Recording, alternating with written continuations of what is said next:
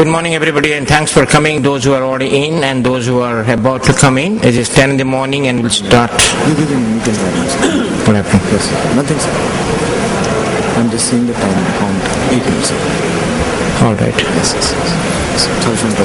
10 in the morning, day 2. I'm sure you had a wonderful day yesterday and we'll have to continue to have a good scientific feast, and tomorrow we promise you to give a wonderful cultural feast in the evening. So this session is on anastomosis, but we'll cover from post-cataract to post-injections, and finally we'll conclude with the quality assessment of the newer technique and technology involved, engaged in diagnosis and management of anastomosis.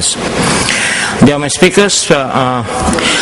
Now, many years ago, after the ABS was published, actually I was a little confused that this spectrum that I was seeing without documenting it in an Excel file was a little different than what ABS told. So we published a little later, 3 years later, from 1966, February publication of Dennis Hand, then it was 1999, August. We found that in contrast to 96% gram-positive cocci and 6% gram-negative cocci, we found less than 15% gram-positive cocci and 26% gram-negative bacilli.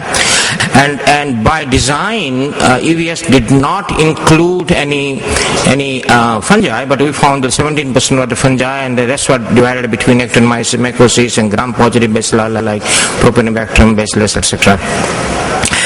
This publication encouraged many people in India from Chandigarh to Madras to Madurai also published their data, and not to challenge the EVS data but to at least find out that what is infection trained, microbiology trained in this part of the world.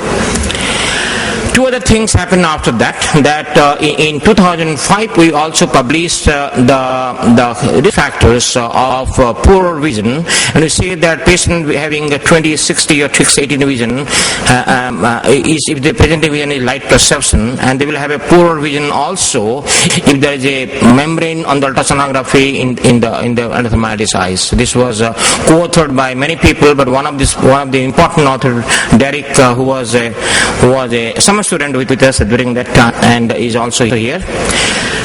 Last year, we also published that what is the actual infection rate when a technology change, a technique change from the inpatient surgery to outpatient surgery. We published that while the infection overall has not changed, relative margin, infection is more often happens in patients who are poor economic status in this part of the country. So, keeping all these factors together, our first speaker, Lalita Prasanna, who is from Arvind Eye Care System. She is MD both microbiology and MD also in ophthalmology. While our research interest in immunopathogenetic of different fungi diseases including cornea, she will speak to us not really meta-analysis but kind of analysis of the published papers or the data we have from north to south of this part of the country, this part of the world, and so that where we stand, and we have the EVS papers will not be published, will not be shown again and again, but you can always, since you already know what EVS spoke about, you can always compare that what is the microbiological spectrum of infection of post-cataract surgery in India. We also included two other countries. If you look at the world map and look at this Asia, Southeast Asia particularly, if you divide the country into a high income and low income and middle income groups, then India stays in the low middle income group, and both Singapore and China stays in the higher or upper middle higher income group. So the next talk after Lalita Prasanna will be delivered by Sun Fek Sheikh, and Sun Fek will talk about the infection similar to India, what happened in Singapore, the higher income group country in Southeast Asia. And this will be followed by my friend from Beijing, Professor Xiaosun Li, will talk about what happens in entire China or part of the China. And this will all talk about the clinical and microbiological spectrum of three larger regions, two larger regions, China and India, and a smaller but more impactful region called Singapore. But infection after cataract is not the only important thing, and as we change from a larger 20 gauge to a smaller 25, 27 gauge to 23 gauge surgeries, infection is not reduced. In fact, that we wholly claim that post-vitrectomy infection is rarer compared to cataract surgery, but actually after the micro-invasive vitreous surgery, it is slightly increased, and Derek Kunimato has published a lot about that. So Derek Kunimato, he published actually while he was in Wilshire, but he with us both in infection cornea and endophthalmitis, many papers we have published together from L.V. Prasad. He will speak about the infection after minimal invasive vitreous surgery.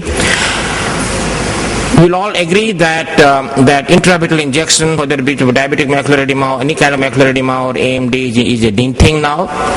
But the disturbing part is that these guys require many times more than one injections, multiple, like 5 to 7 injections, and there is every time we give injection there is a risk of infection. Though it is not completely published, many are not published or publicized. This happens, and it happened let's say a year and a half ago in southern part of United States, and we know all the things. And in fact, on Jan 18 today at 2:30 there is a presentation from our organization, from our group between 3-4 campuses.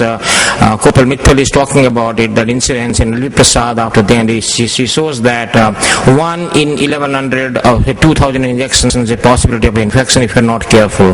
But if you are careful, this can be avoided. So this will be presented in a larger perspective by Avinash Patenge, Associate Director of our campuses, and his interest actually uveitis, but then he works with me a lot in endophthalmitis, and together we publish a lot actually.